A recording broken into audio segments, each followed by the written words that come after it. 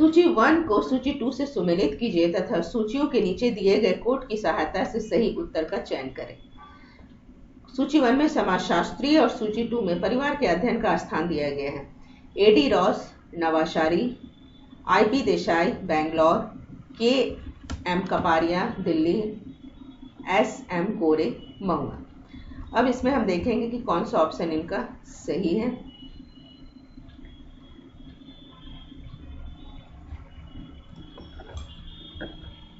Correct answer हो जाता है यहाँ पर option D. A D Ross Bangalore का अध्ययन किया है, IP Desai Mahua, K M Kapadia Navsari and S K Gore Delhi. Correct answer is option B. Next question की तरफ हम बढ़ेंगे। Question number 27। निम्नांकित समाजशास्त्रियों में से किसने पश्चिम अरब, इस्लाम, सब सहारा, अफ्रीका, भारत, चीन और जापान के परिवारों का अध्ययन किया है? ऑप्शन है W J Goode, M N Srinivasan, Max Weber, K M Kapadia. Correct answer है option A, W J Goode. W J गुडे ने पश्चिम अरब, इस्लाम, सब सहारा, अफ्रीका, भारत, चीन और जापान के परिवारों का अध्ययन किया है। Hi guys, I am Neetu Nigam and welcome to my channel Success with Nigam Institute। ये मैं सोशियोलॉजी से फर्स्ट सीरीज ही लेकर आ रही हूँ। ये आपका सेकेंड वीडियो है। समाजशास्त्र का उद्भव, विकास, अर्थ, विषय वस्तु, क्षेत्र, अन्य विज्ञानों से संबंध, ये सारे टॉपिक्स उसमें ऐड हो गए हैं। आप लोगों के कुछ के कमेंट्स थे कि हम जो छूटे हुए टॉपिक्स हैं या जो मेन टॉपिक्स हैं उसके वीडियो बनाएं। तो नेक्स्ट वीडियो जो है हमारा पीछे से हम लेंगे। ये मूलभूत अवधारणाएं जो हैं वो रहने देंगे, वो बाद में हम कवर करेंगे। लास्ट के जो है जनसंख्या है, बाल अपराध है, ये सारे टॉपिक्स जो हैं अलग अलग तरह के, वो टॉपिक्स हम आपके साथ उसमें एमसीक्यू लेके आएंगे। साथ ही कुछ स्टूडेंट्स ने पूछे हैं कि कौन सी बुक यहाँ पर अच्छी रहेगी। तो देखिए, पीजीटी, टीजीटी हो या एमपी पीएससी के द्वारा असिस्टेंट प्रोफेसर की भी हर स्टेट की जो एग्ज़ाम होती है, उन सभी में पर्टिकुलर एक बुक से आप सारे टॉपिक्स कवर नहीं कर सकते हैं। सबसे पहले तो आप एनसीईआरटी की बुक ले लीजिए, वो सारे पढ़ लीजिए, 11th-12th की सोशियोलॉजी की। और उसके बाद जो है ये सारे टॉपिक्स जो है आपको यूट्यूब पे भी बहुत सारे वीडियो मिल जाएंगे या मार्केट में बहुत सारी बुक हैं, उसको आप देख सकते हैं। लेकिन पर्टिकुलर एक बुक में सारे चैप्टर्स आपके कवर नहीं होंगे। तो चलिए, नेक्स्ट टॉपिक हमारा रहेगा अल्पसंख्यक, कमजोर वर्ग तथा स्त्रियों से संबंधित समस्याएं। ये टॉपिक है हमारा, जो कि सोशियोलॉजी से रिलेटेड कोई भी एग्जाम हो, आपकी एनसीईआरटी, ये यूजीसी नेट हो या असिस्टेंट प्रोफेसर, पीजीटी, टीजीटी, किसी भी स्टेट की, उन सभी में ये टॉपिक्स रहता है। तो उससे नेक्स्ट वीडियो रहेगा, तो उससे आप देखना ना भूलें। चलिए, अभी मैं इस टॉपिक को ही आगे कवर करती हूँ। चलिए, नेक्स्ट क्वेश्चन नंबर है 28। डैश को भारत में समाजशास्त्र का पिता माना जाता है? M N Srinivas, Radha Kamal Mukherjee, Yogesh Patel and G S Ghurye. So correct answer है यहाँ पे option D, G S Ghurye. G S Ghurye को भारत में समाजशास्त्र के पिता के रूप में माना जाता है। उन्हें भारत में समाजशास्त्र विषय को प्रणीत करने का श्रेय दिया जाता है। पैट्रिक गैडिंग्स के साथ मुंबई विश्वविद्यालय में समाजशास्त्र विभाग का कार्यभार संभालने वाले वो प्रथम भारतीय विद्वान थे। भारत में समाजशास्त्र के प्रथम संगठन, जिसकी स्थापना वर्ष 1952 में इंडियन सोशियोलॉजिकल सोसाइटी के नाम से मुंबई में हुई थी, की शुरुआत करने में आप प्रमुख प्रणेता रहे हैं। चलिए, नेक्स्ट क्वेश्चन नंबर 29।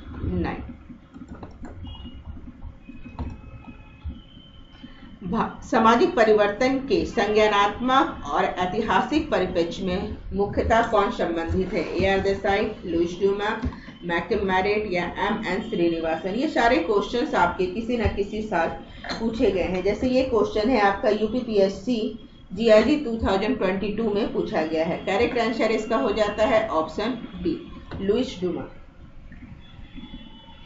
सामाजिक परिवर्तन के संज्ञानात्मक ऐतिहासिक परिप्रेक्ष्य में लुईस ड्यूमा संबंधित हैं। सामाजिक परिवर्तन के संदर्भ में लुईस ड्यूमा की समझ मुख्य रूप से प्राचीन ग्रंथों से ली गई है, इसीलिए हम इसे संज्ञानात्मक, ऐतिहासिक और वैज्ञानिक की श्रेणी में मानते हैं। चलिए नेक्स्ट क्वेश्चन नंबर 30। मीरा कोशाबी ने निम्न में से किस महानगर की प्रजातीय संरचना और भाषाई समूह का अध्ययन किया है? मीरा कोशाबी ने। ये क्वेश्चन आपको आरपीएससी असिस्टेंट प्रोफेसर 2020 में पूछा गया है। करेक्ट आंसर इसका हो जाता है ऑप्शन बी, बॉम्बे। मीरा कोशाबी ने बॉम्बे महानगर की प्रजातीय संरचना तथा भाषाई समूह का अध्ययन किया है। वह एक भारतीय समाजशास्त्री थी। इन्होंने मराठी रंगमंच से लेकर मुंबई की सामाजिक परिस्थितियों तक के विषय पर कई निबंध और किताबें इन्होंने लिखी हैं। ऑप्शन बी यहाँ पे हो जाता है। नेक्स्ट 31। भारत विद्या परिप्रेक्ष्य निम्नलिखित में से किसे सम्मिलित नहीं करता है? प्राचीन ग्रंथ, धार्मिक पांडुलिपि, महाकाव्य या आनुभाविक अध्ययन। करेक्ट आंसर है ऑप्शन डी, आनुभाविक अध्ययन। अनुभाविक अध्ययन को भारतीय विद्याशास्त्री जो है इसमें सम्मिलित नहीं करता है। भारतीय विद्या परिप्रेक्ष्य अनुभाविक अध्ययन को सम्मिलित नहीं करता है। इंडियोलॉजिकल दृष्टिकोण इस धारणा पर टिका है कि ऐतिहासिक रूप से भारतीय समाज और संस्कृति अद्वितीय है और भारतीय सामाजिक वास्तविकता की इस प्रासंगिकता विशिष्टता को ग्रंथ के माध्यम से बेहतर ढंग से समझा जा सकता है। यह भी देखा गया है कि भारतीय उपागम भारतीय समाज के अध्ययन में भारतीय संदर्भों पर आधारित ऐतिहासिक और तुलनात्मक पद्धति को संदर्भित करता है। इसीलिए भारतीय संस्थाओं का अध्ययन में इंडियोलॉजिकल प्राचीन इतिहास, महाकाव्य, धार्मिक पांडुलिपियों और ग्रंथों का प्रयोग करते हैं। Next question number 32। आपको ये वीडियो कैसा लग रहा है प्लीज कमेंट करके अवश्य बताएं, जिससे कि मोटिवेशन हमें मिलता है ताकि मैं नेक्स्ट वीडियो भी आपके लिए ज़्यादा से ज़्यादा लेकर आ सकूं। इन वीडियो को बनाने में काफ़ी मेहनत लगता है। चलिए नेक्स्ट क्वेश्चन नंबर 32। कौन सा परिप्रेक्ष्य इस मान्यता पर आधारित है कि भारतीय समाज अद्वितीय है और भारतीय सामाजिक संस्थाओं को मूल कृतियों के द्वारा बेहतर समझा जा सकता है? ए सबाल्टर्न, बी भारत विद्याध्ययन, सी सभ्यता संबंधी और डी संरचनात्मक प्रक्रियात्मक। करेक्ट आंसर है ऑप्शन बी, भारतीय विद्या अध्ययन, जो कि इसका हमने ऊपर में अभी वर्णन किया था। नेक्स्ट क्वेश्चन है क्वेश्चन नंबर 33। किस समाजशास्त्रियों में थोड़ा सा ऊपर काम हो रहा है, ध्यान न दें। किस सामाजिक मानव शास्त्रियों ने वंश विज्ञान शास्त्रीय भारतीय विदों और इतिहासकारों के दृष्टिकोण को सम्मिलित करते हुए एकल रूपरेखा प्रस्तुत करने का प्रयास किया है? A R Desai, Andre Beteille, N K Bose या डेविड हॉर्डिमैन। करेक्ट आंसर है option C, N K Bose. सामाजिक मानव शास्त्री एन के बोस ने वंश विज्ञान शास्त्रीय भारतीय विद्यों और इतिहासकारों के दृष्टिकोण को सम्मिलित करते हुए एकल रूपरेखा प्रस्तुत करने का प्रयास किया है। Question number 32। कार्ल पोलानी के अनुसार वह दौर जिसमें आधुनिक समाज और समाजशास्त्र की उत्पत्ति होती है कहलाता है औद्योगिक क्रांति, महान आंदोलन, महान रूपांतरण या फ्रांसीसी क्रांति। करेक्ट आंसर है ऑप्शन सी, महान रूपांतरण। कार्ल पोलानेवी के अनुसार यह वह दौर जिसमें आधुनिक समाजों और समाजशास्त्र की उत्पत्ति होती है वह महान रूपांतरण कहलाता है। Question number 35। अगस्त कॉम्ट का विचार था कि समाज विज्ञान उनके बहुत निकट है। मानव शास्त्र, जीवशास्त्र, मनोविज्ञान या समाज मानव शास्त्र। करेक्ट आंसर है ऑप्शन डी, समाज मानव शास्त्र। अगस्त कॉम्ट का विचार था कि समाज विज्ञान सामाजिक मानव शास्त्र के काफी निकट है क्योंकि मानव ही समाज का अध्ययन करता है। Next question number 36। निम्नलिखित में से क्या समाजशास्त्र का दर्शन शास्त्र, कला और साहित्य से विवेक करता है? ए योजनाबद्ध और सुव्यवस्थित अध्ययन, बी अंतर्बोध अध्ययन, सी परंपरागत और सामान्य बुद्धि अध्ययन या डी संवेगात्मक अध्ययन। करेक्ट आंसर है ऑप्शन ए, योजनाबद्ध और सुव्यवस्थित अध्ययन समाजशास्त्र का दर्शन शास्त्र, कला और साहित्य में विवेक करता है। योजनाबद्ध और सुव्यवस्थित अध्ययन। योजनाबद्ध और सुव्यवस्थित अध्ययन समाजशास्त्र का दर्शन शास्त्र, कला और साहित्य में विभेद करता है, जिसकी वजह से ही समाजशास्त्र का निष्कर्ष वैज्ञानिक हो पाता है। Next question number 37। प्राकृतिक विज्ञान और समाज विज्ञान प्रमुख शाखाएं हैं विज्ञान की, विशुद्ध विज्ञान की, व्यवहारिक विज्ञान की या भूविज्ञान की। करेक्ट आंसर है ऑप्शन ए विज्ञान।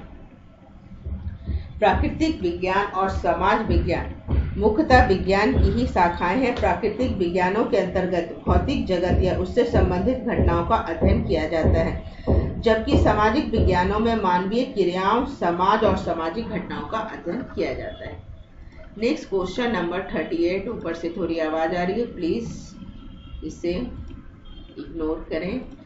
नंबर 38। किस विचारक ने समाजशास्त्र के स्थान पर इथोलॉजी शब्द प्रयोग करने का सुझाव दिया? ए जॉन स्टुअर्ट मिल, बॉटोमर, ओडम या लिस्टर वर्ड। करेक्ट आंसर है ऑप्शन ए John Stuart Mill. John Stuart Mill ने सोशियोलॉजी शब्द के स्थान पर इथोलॉजी शब्द के प्रयोग की बात कही तथा इस विषय पर दो भिन्न भाषाओं की अवैध संतान की संज्ञा दी, लेकिन उनका सुझाव अमान्य कर दिया गया। Next question number 39।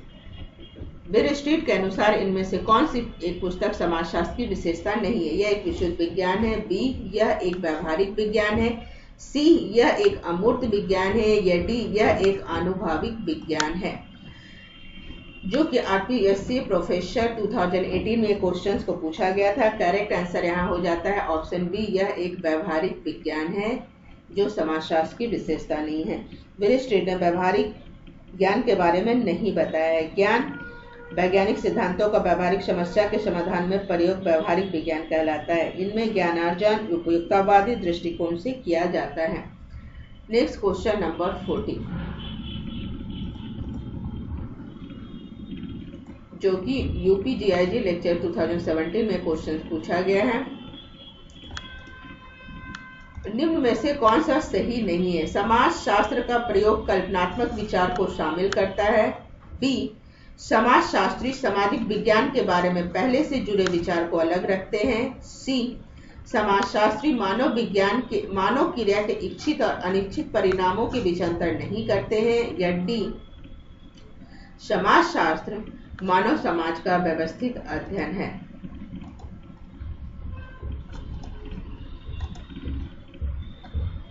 तो इसका करेक्ट आंसर हो जाता है ऑप्शन ए। ये हमारा सही नहीं है। समाजशास्त्रीय अध्ययनों में कल्पना का कोई स्थान नहीं है। सामाजिक घटनाओं का अध्ययन उसी रूप में किया जाता है जिस रूप में वो घटित होती हैं। आज के लिए इतना ही। आई होप आपको ये वीडियो अच्छा लगा हो। तो नेक्स्ट टॉपिक्स के लिए आप तैयार रहें। नेक्स्ट टॉपिक्स मैं लेकर आ रही हूँ आपके लिए अल्पसंख्यक, कमजोर वर्ग और स्त्रियों से संबंधित समस्याएं टॉपिक से रिलेटेड। जितने भी क्वेश्चन सोशियोलॉजी में आपके पूछे गए हैं वो सारे मैंने बहुत सारे लिख कर रखा है। करीब 65-66 क्वेश्चंस मैं इस टॉपिक से लेकर आऊंगी। तो आज के लिए इतना ही। Thank you. प्लीज़ हमारे चैनल को लाइक कीजिए, सब्सक्राइब कीजिए एंड शेयर कीजिए। इसी प्रकार के एजुकेशनल वीडियो के लिए आप हमारे साथ बने रहें। Thank you.